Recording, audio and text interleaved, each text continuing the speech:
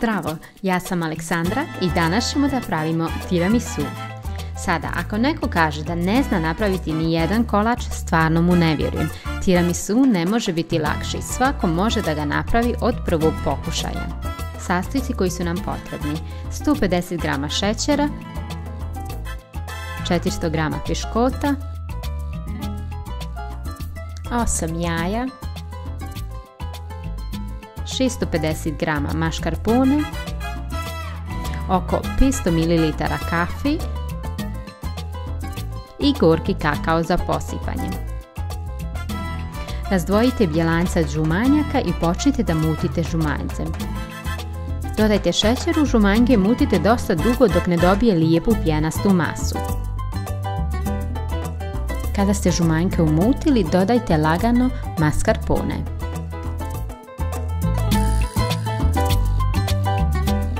Umutite također pjenasto bjelanke i dodavajte ih polako u izmiješane žumanjke i šećer.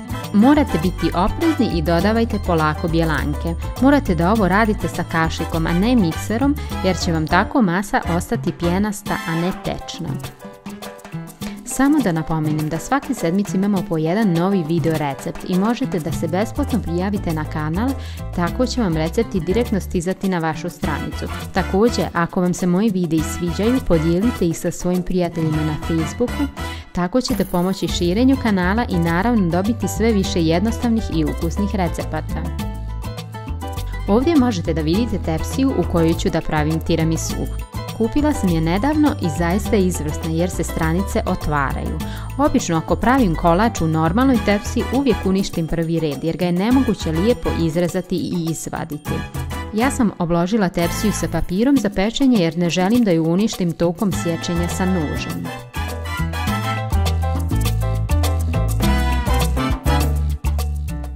Zasladite kafu po želji i počnite da namačete piškote. Dovoljno je da piškote samo brzo spustite u kafu jer vam tako neće upiti previše kafe i neće biti mekano. Poredajte u tepsiju namočene piškote. Lagano prekrijte prvi red piškota sa polovinom fila i lijepo poravnajte.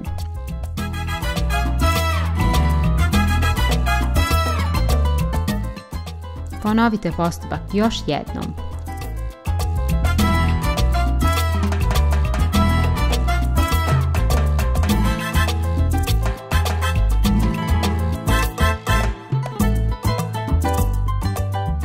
Kada ste dodali zadnji sloj fila, lagano pospite tiramisu sa gorkim kakaom.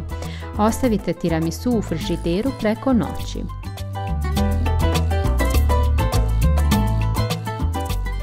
I naš tiramisu je spreman.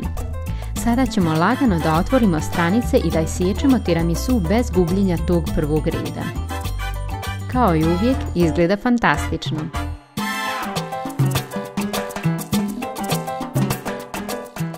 Ako vam se ovaj video sviđa, ostavite mi jedan like ili komentar, a za ostale recepte kliknite subscribe na mom kanalu. I na kraju, naravno, buon appetito!